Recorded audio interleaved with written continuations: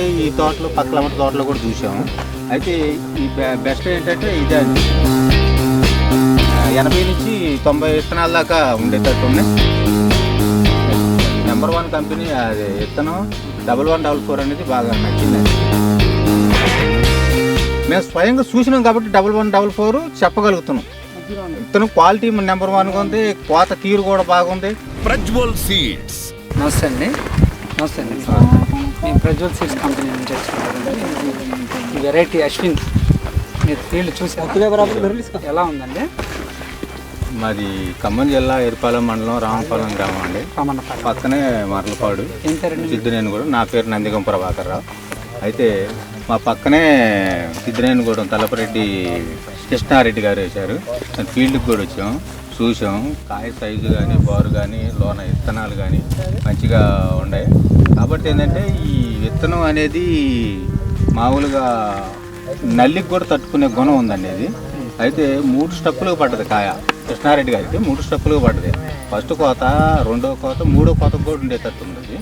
అయితే ఈ విత్తనాలు ప్రజ్వల్ అశ్విన్ 1144 అనేది నెంబర్ 1గా ఉంది. చుట్టుపక్కల తోటల కన్నా కూడా ఇది కొద్దిగా దిగుబడిలో ఇదిగా ఉంది. నల్లి కూడా తట్టుకున్నది.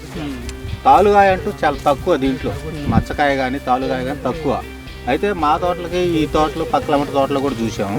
అయితే ఈ బెస్ట్ ఏంటంటే ఇదే అనిపించింది. మీరు మొక్కేసిన కానీ చూస్తాను. ఎదుగుదలతో పాటు ఇది మంచిగా ఇదిగా వచ్చింది. కింద నుంచి బుట్టలాగా వచ్చింది. బుట్టలాగా వచ్చి హైట్ పెరిగింది బాగా. ఏ చెల్లకా చెల్ల బాగా జడ్డలుగా వచ్చింది. స్టప్పులు వైజ్గా పండటం కూడా బాగానే ఉంది. అయితే ఈ విత్తనం అనేది మార్కెట్లో కూడా చూసిన వాళ్ళు ఎమ్మటనే కొనే స్థితిలో ఉన్నారు. కాయ చూడంలో రంగు కూడా బాగుంది. విత్తనం సైజు బారుంది, కాయ బారుంది. దాని మామూలుగా ఒక్కొక్క విత్తనం చూసుకుంటే ఇందులో 80 నుంచి 90 విత్తనాల దాకా ఉండేటట్టు ఉన్నాయి. అయితే చూసాం, పరిశీలించాము. పక్క దాట్లకి దీనికి కృష్ణారెడ్డి గారు నెంబర్ 1 అని చూసి తెలుసుకున్నాం. అయితే మేము కూడా మోటివేషన్ లాగా అందరికీ చెబుతూనే ఉన్నాం. మేము కూడా వేద్దామని సిద్ధంగా ఉన్నాం అనమాట. వచ్చే సంవత్సరం మేము 3 ఎకరాలు వేసామండి. మాది కూడా పర్లేదు. కాబట్టి మా దాని మీద ఇది కొద్దిగా బెస్ట్గా ఉంది.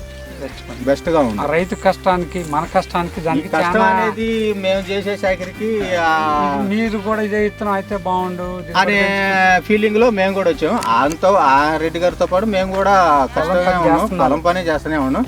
కాబట్టి ఆయన తోట చూసి మా తోట చూసేది కొద్దిగా డిఫరెంట్ గా ఉంటుంది. ఎప్పుడు మందుల విషయంలో కానీ ఏదైనా కూడా సంపాదనలోనే కొట్టేస్తున్నాం. అదే మందులు మీరు మేము వాడుతూనే అనేది కనపడుతుంది పక్కనే కాబట్టి మేము కూడా వాడుతూనే ఉన్నాం. కాబట్టి డిఫరెన్స్ ఉంది. దానికి దీనికి డిఫరెన్స్ బాగుంది. అవే మందులు కొడుతున్నా కానీ డిఫరెన్స్ ఉంది. ఇప్పుడు ఎకరానికి వచ్చేసి ఆయన గారి 15 నుంచి 17 దాకా అయ్యే చూసామండి. మళ్ళీ వచ్చేది కూడా 15 దాకా వచ్చింది. 25 నుంచి 30 లోపల వచ్చిందండి ఎకరానికి. దాంట్లో దోకాలేదు. కాబట్టి ఇప్పుడు కూడా క్వాలిటీ చల్లలేదు తోట. మరి ఈ వర్షం పడింది కదా సార్ మనకి, ఒక్క వర్షం పడిందండి. దానివల్ల కొంత నష్టమే వచ్చింది తప్ప దీనికి పెద్ద ప్రాబ్లం లేదు. అప్పటికల్లా ఇది కొద్దిగా స్టేజ్లో ఉంది, తట్టుకుంది.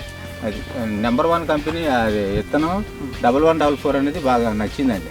అంతకుముందు వేసిన సంవత్సరం కూడా దిగుబడి బాగానే ఉంది. అందరికి చుట్టుపక్కల నల్లి వచ్చిపోయినా కానీ ఆయన దిగుబడి తీశారు మంచిగానే. 25 క్వింటాలకి ఆయనకి ఎప్పుడు తగ్గలేదు. అవునవును.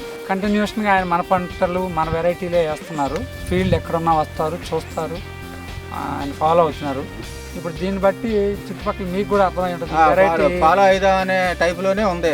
అంటే పంట చూసి, మనిషిని చూసి కాదులే కానీ పంట చూసి అట్లా రైతులకి మీరు ఒక మాట చెప్పండి.